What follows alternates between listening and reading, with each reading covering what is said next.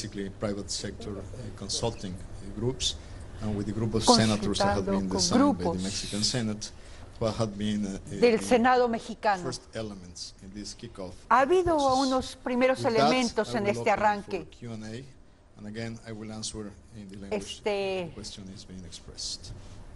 Contestaré la lengua que me pregunten.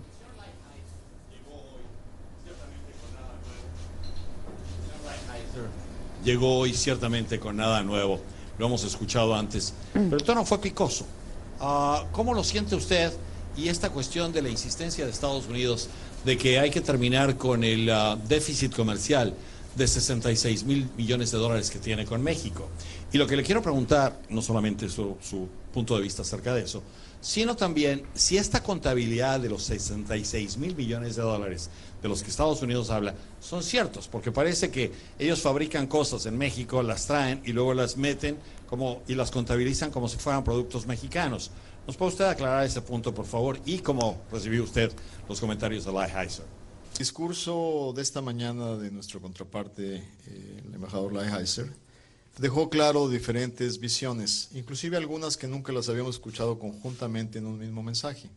Primero, el reconocimiento de que NAFTA ha sido muy bueno para el sector agroalimentario, de que el Tratado de Libre Comercio ha tenido un gran impacto en el desarrollo de la integración de la frontera, y sin duda, un tema que siempre ha estado ahí desde el punto de vista de nuestros interlocutores en Washington, es la preocupación específica por un sector que es el sector de las manufacturas. Nosotros hemos dicho siempre que habrá temas muy difíciles en esta negociación por visiones que pueden ser diferentes y que van a ser el punto álgido para llegar a un proceso de vinculación y de solución. Entonces, como todas las negociaciones, empiezan en puntos distantes y el proceso justamente es para eso, para tratar de analizar la posibilidad de llegar a terreno común.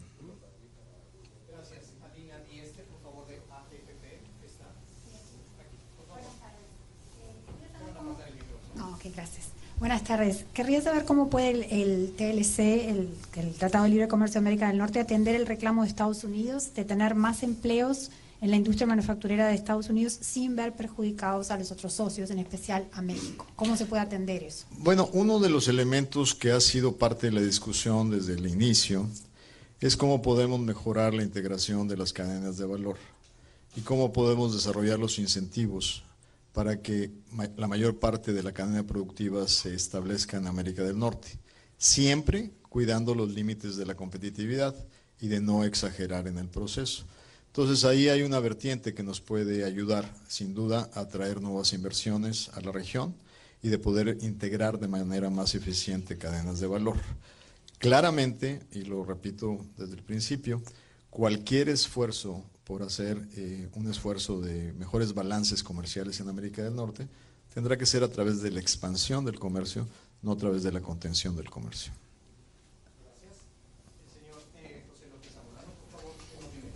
Sí, secretario, Estados Unidos habló inicialmente de la eliminación del capítulo 19 sobre resolución de controversias. Esta mañana nos comentaba la gente del Consejo Coordinador Empresarial que para ellos la permanencia del capítulo es una línea roja para apoyar la negociación. En la divulgación de objetivos del día 17, Estados Unidos ya no habla necesariamente de eliminarlo, sino de sustituirlo por un mecanismo más transparente con divulgaciones públicas. ¿México estaría dispuesto, anuente, a aceptar una reforma del capítulo 19 en los términos que está planteando Washington ahora? Nosotros establecimos claramente en nuestro cuarto pilar de prioridades para la negociación que todos los temas de controversia, de paneles o de arbitraje, sea capítulo 11, capítulo 19 o capítulo 20, tienen que dar certidumbre en el proceso. Los tratados, los acuerdos de libre comercio son mucho más que acuerdos para comerciar libremente mercancías. Son acuerdos también que nos permiten establecer, generar certidumbre para la toma de decisiones de los inversionistas que crean empleos productivos en nuestros países. La redefinición de cualquier capítulo que implica arbitraje para solución de controversias, sea el capítulo 11, sea el capítulo 19 o sea el capítulo 20, tiene que estar sobre las bases que mejore la certidumbre en América del Norte y que sin duda nos ayude claramente a transparentar los procesos de decisión. No se trata de sustituir las Cortes Nacionales, sino se trata de darle transparencia y certidumbre a quienes toman riesgo en América del Norte.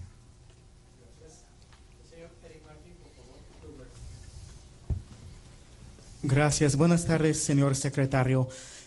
Hemos visto en los últimos días una pérdida del apoyo doméstico para el presidente Trump de algunos de las figuras o los personajes de negocios más importantes del país. Hemos visto la disolución de algunos consejos y muchas quejas sobre su política doméstica.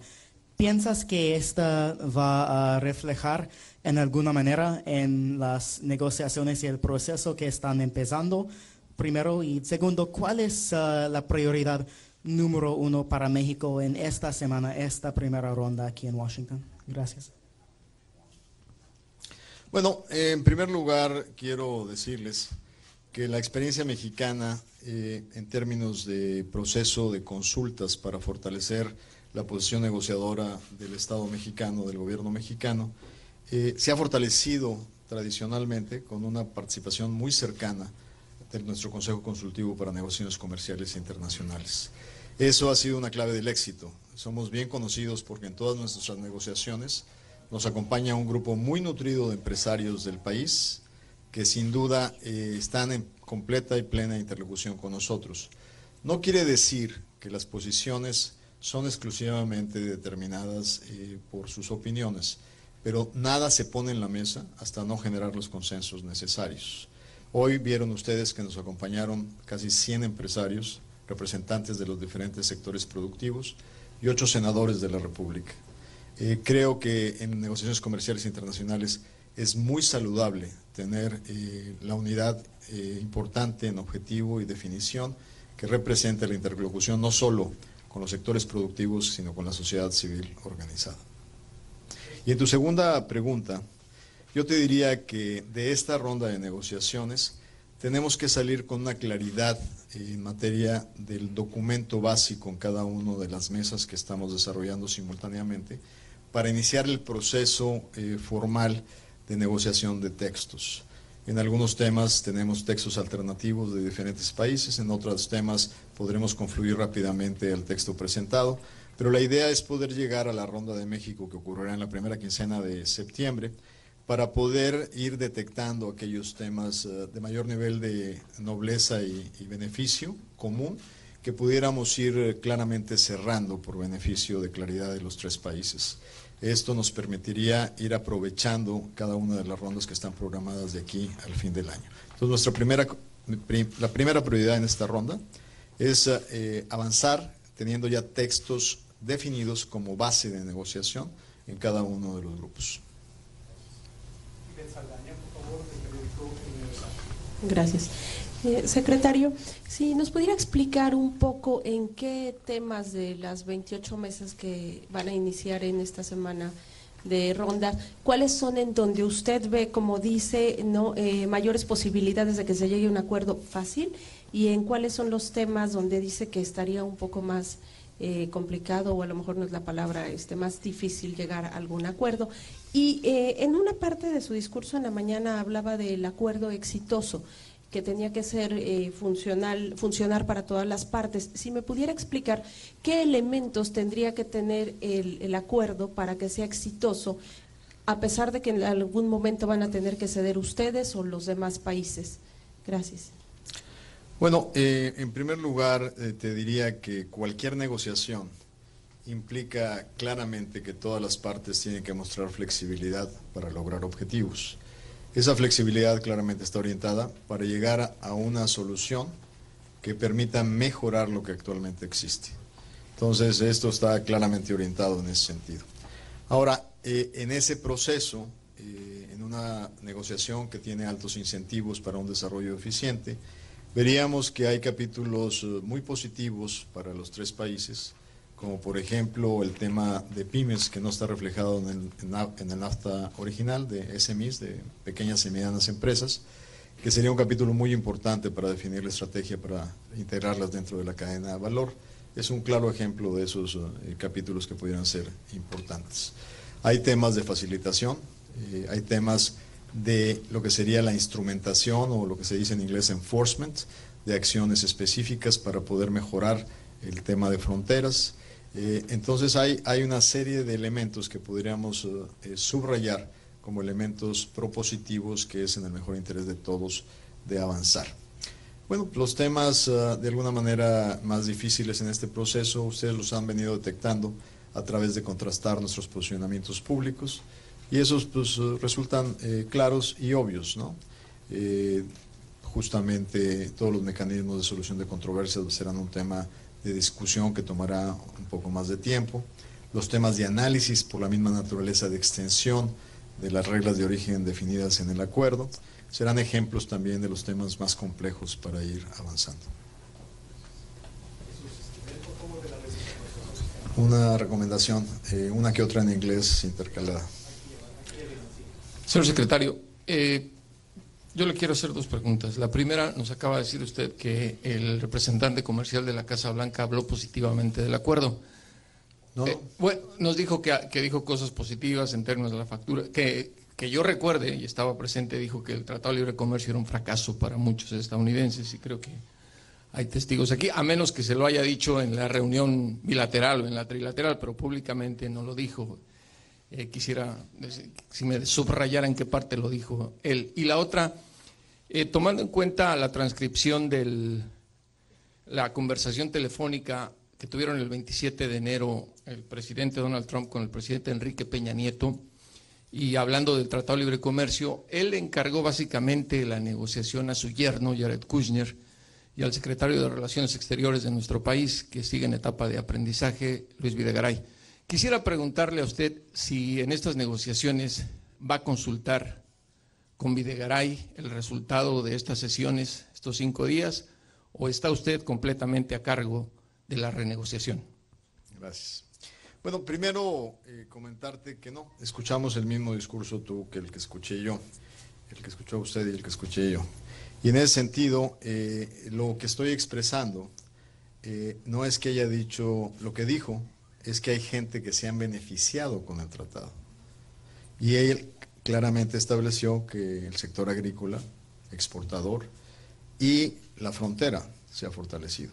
Y sí, claramente también dijo que había sido un rotundo impacto negativo en el sector manufacturero. Ahí no coincidimos en la visión. Yo lo he expresado una y dos veces, y muchas veces, que en el contexto de la integración que ha ocurrido en América del Norte, México, más que ser una parte del problema, ha sido una parte de la solución. Porque al integrarnos en cadenas de valor, hemos logrado que América del Norte mantenga su competitividad contra otras regiones del mundo. La pregunta que nos tendríamos que hacer es qué hubiera pasado si en esta integración la competitividad que agrega México en América del Norte no existiera. Yo creo que el impacto de la competencia con Asia hubiera sido todavía más radical y desastroso en la generación de empleos. Y ahí no oculto que tenemos una visión distinta de las cosas. Ahora, en su segunda pregunta, no hay ninguna confusión en cuanto a las responsabilidades que ha conferido el presidente de la República. El presidente de la República, en el discurso que dio en el mes de enero, fue preciso y claro. A diferencia de las estrategias de compartimentalizar la relación, esta nueva relación que se está construyendo es una relación integral. No podemos ver en aislamiento los temas de comercio, los temas de seguridad, los temas migratorios. Y si hay un responsable de gabinete de tener la película completa de las negociaciones, es el canciller, quien obviamente tiene a diferentes colegas de gabinete responsables de temas específicos. Entonces, que estaré yo compartiendo esta información con el Gabinete de la República, incluyendo el canciller, sin duda, porque esa es una estrategia integral y unida bajo el mando del presidente de México.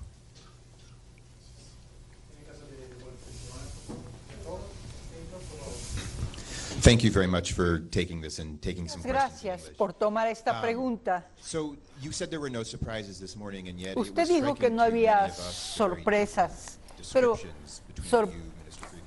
sorprenden la descripción entre las descripciones de usted y las de Mr. Freeland. El señor Freeland y habló de modernización.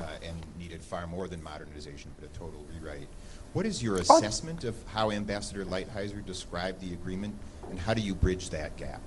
¿Cuál es su impresión de lo que dijo el señor Freeland?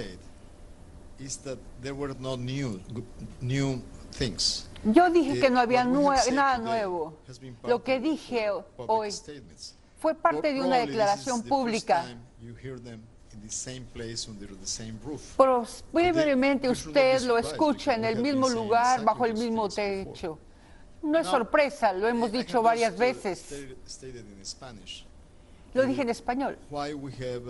¿Por qué tenemos puntos de vista diferentes? Yo creo que uno de los elementos en los que el señor Lighthizer coincide, dice él que ha dañado a las manufacturas estadounidenses. La visión de México es integración, cambio global, no confrontacional. La pregunta que le hice, que la competencia con Asia habría sido más dañina sin la competitividad de los mexicanos. Como ese es el ejemplo que uso muy seguido en mi ciudad, Monterrey, hay una fábrica de acero que está asociada con dos empresas, una en Texas y otra en Monterrey. Gracias al hecho de que hay relación productiva. Ellos producen tornillos, clavos, y entonces pueden competir con las importaciones chinas y pueden mantener los empleos en Texas y en México. Nosotros somos parte de la solución y no somos parte del problema. Hi, Doug Palmer with Politico. And I just wanted to ask a question de Político, about the Ted Palmer. Quiero preguntarle sobre el déficit comercial, que es lo que habló muy intensamente la parte estadounidense. Y él habla de algo que hay que checar periódicamente.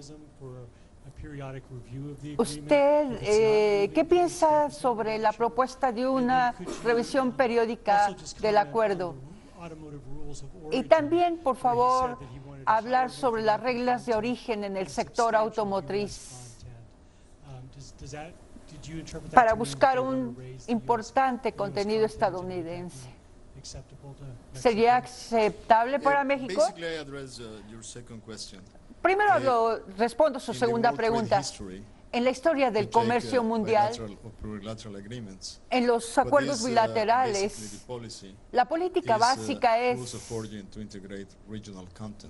el uso de material exterior para integrar material interno. Esa es la regla que seguiremos para el contenido regional.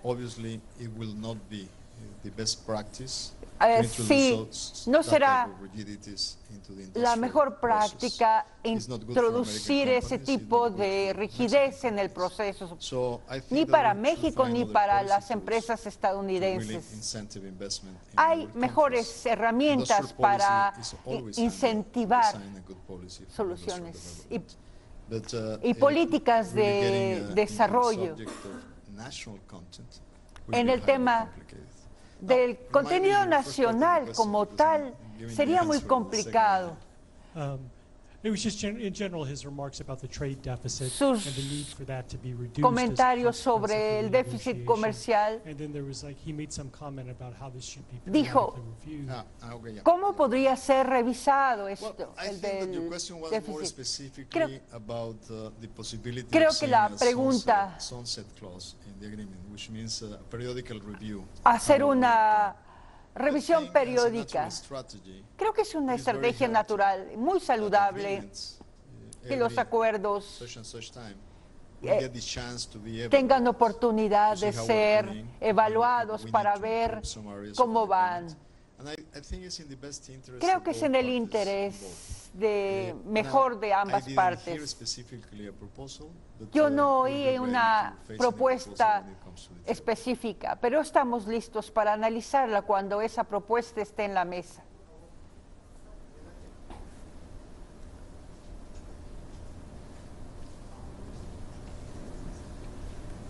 Buenas tardes, secretario. No alcancé a llegar. ¿Se puede pegar el micrófono más cerca? Sí, buenas tardes, secretario. No alcancé a llegar a tiempo y estoy aquí atrás. Pero bueno, gracias por darme la palabra. Quería hacerle una pregunta que tiene que ver con el alza salarial, el alza de los salarios. ¿Va a entrar eso a la negociación? ¿O sabemos que es uno de los principales, si no el principal atractivo que tiene México, que ofrece México, atractivo económico? Y aquí hay mucho interés de sindicatos y de otros grupos de que se aumente el salario mínimo en México. Alguien me decía que podría ser una línea roja que no quiere el gobierno que se negocie en la mesa de negociaciones. ¿Cuál es su opinión respecto a este tema que sí está incluido, que es el laboral y el salario mínimo? Claro. Bueno, primero comentarles que nosotros fuimos los primeros en la más reciente negociación del TPP de considerar la relevancia para que los acuerdos comerciales tengan suficiente nivel de disciplinas que nos permita garantizar una equitativa distribución de los beneficios del comercio. Y lo hicimos así, considerando que 20 años después era imprescindible incorporar el capítulo laboral y el ambiental al texto del tratado y sujetarlo a las mismas condiciones de arbitraje y sanciones en dado caso de violaciones permanentes. Estos acuerdos nos comprometen a dar una implementación estricta de nuestros propios marcos laborales y de establecer un plano común de lo que los tres países hemos hecho en materia de avenirnos a convenciones internacionales de la Organización Internacional del Trabajo.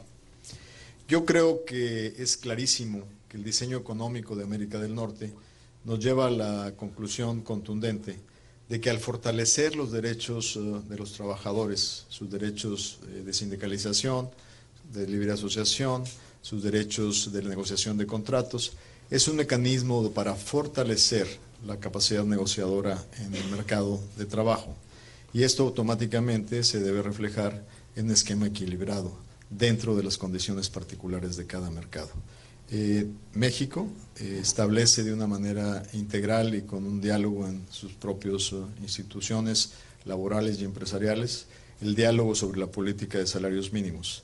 Esto claramente es independiente y sin duda el fortalecimiento de derechos laborales tendrá un reflejo en el mercado y en la determinación de salarios. Pero no el salario mínimo. No, yo simplemente estoy estableciendo que la política salarial corresponde a un esquema interno de diálogo y construcción de consensos entre los diferentes actores que están en la economía en el país y que eventualmente reflejará claramente las condiciones que cada uno de los actores establece en la mesa. De hecho, se ha vigorizado una política de revisión en este sentido que sigue en un diálogo permanente. Esto no forma parte de las negociaciones.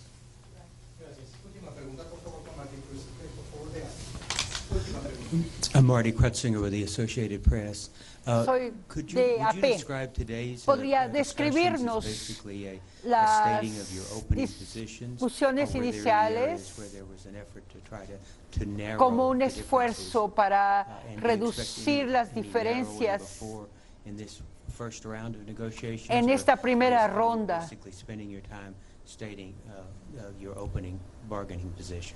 Y usted pasó tiempo explicando su posición negociadora. Creo que es demasiado temprano para aspirar a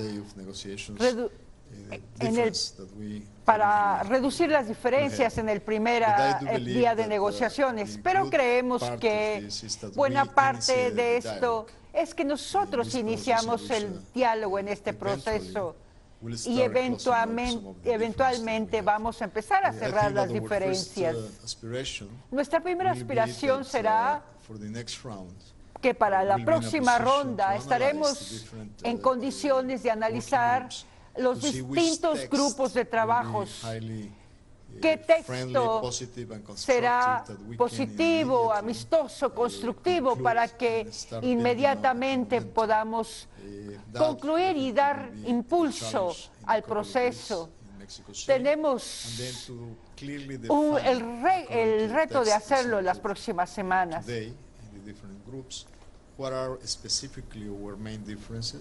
Ahorita estamos viendo cuáles son nuestras específicas y principales diferencias.